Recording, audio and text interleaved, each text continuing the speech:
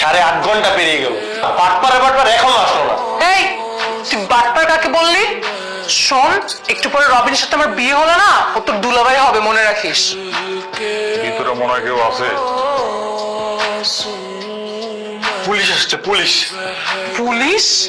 তুই পালা এখান থেকে তাড়াতাড়ি, অনেক গাধা, তুই খাটের নিচে লুকিয়ে থাক। আর শোন, এই একদম মরা মানুষের মতো থাকবি, আমি গিয়ে দরজা খুলছি।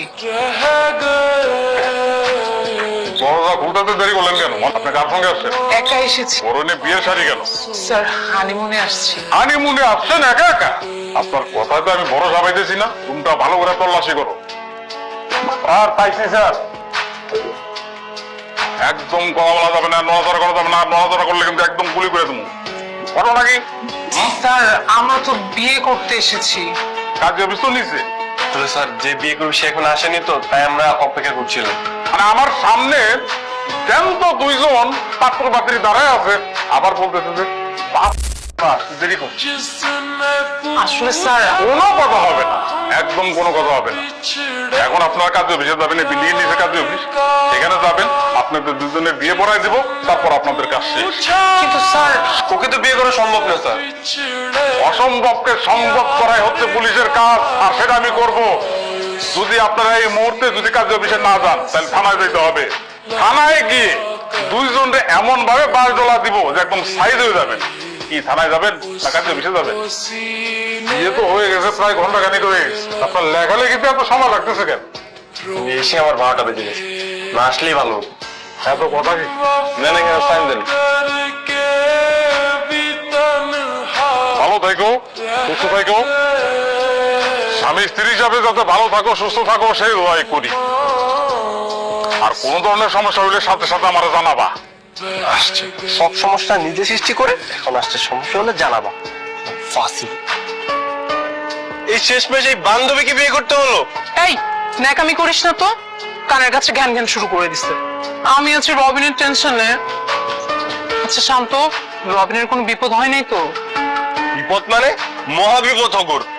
আজকে যা কিছু হয়েছে এর জন্য আমি অভিশাপ দিব ওকে। শান্ত, তুই তো দেখি মহা খারাপ রে। আচ্ছা শোন, এসব কিছু বাদ দিয়ে চল তোর বাসায় যাই। আমার বাসা মানে? আমার বাসায় তোর কি কাজ? আমার বাসায় তোর কোনো কাজ নেই। ও মা, বিয়ে করলি আমাকে, এখন বউ নিয়ে বাসায় যাবি না? বিয়ে করেছি মানে? এটা কি কোনো বিয়ে? আর তোকে বিয়ে করছি তাই বলে কি আমার বাসায় নিয়ে যেতে হবে তোকে? দেখ ভাই, বিয়েটা কিন্তু আমি আমার নিজের ইচ্ছায় করিনি, তুই জোর করেছিস তাই আমি করেছি। দেখ, আজকের পরে এগুলো সব ভুলে যা, আর যত কাগজপত্র আছে সব আমি ছিঁড়ে ফেলবো। কিন্তু আমি বাসায় যাব কিভাবে? আমি তো বাসা থেকে আসার সময় একটা চিঠি লিখে এসেছি যে আমি আমার প্রেমিককে বিয়ে করতে যাচ্ছি, বাবা আমায় মাফ করে দিও। বাবা তো মনে হয় এতক্ষণে সেই চিঠি পড়েও ফেলেছে। সর্বনাশ, বাবা ফোন দিয়েছে। হ্যাঁ বাবা। ফিরে কই তুই? বাবা আমি তো জানি তো। তো বিয়ে কি হয়ে গেছে না এখনো বাকি আছে? হয়ে গেছে। যাওয়া আমার হয়ে গেছে। জামাকে নিয়ে বাসায়, আর মানুষের কাছে জানাজানি হবার আগে বাসায় ফিরে আয়। ওকে নিয়ে আসবো? তো তুই তো চিঠিতে লিখে গেছিস যে ওকে ছাড়া তুই বাঁচবি না। তা এখন তুই ওকে ছাড়া আসতে চাস? আচ্ছা বাবা, ঠিক আছে আমরা আসছি। তোকে নিয়ে যেতে বলেছে। আমাকে বাসা নিয়ে যেতে বলছে মানে? আমি বাসা যে কি করবো? তুই তোর বয়ফ্রেন্ডকে নিয়ে যা। বয়ফ্রেন্ড পাবো কই এখন? বিয়ে তো আমার তোর সাথে হয়েছে। আজব, বললে আমার যেতে হবে নাকি? আরে আমি যেতে পারবো না। যেতে পারবি না মানে? ঠিক আছে তাহলে চল তোর বাসায় যাই। আরে আরে না না না না না, আমার বাসায় যেতে হবে না তোর। তোর বাসায় যাবি না, আমার বাসায় যাবি না, তুই যাবিটা কোথায়? চুপচাপ লাগেজটা নিয়ে আমার সাথে চল, ব্যাগ নে।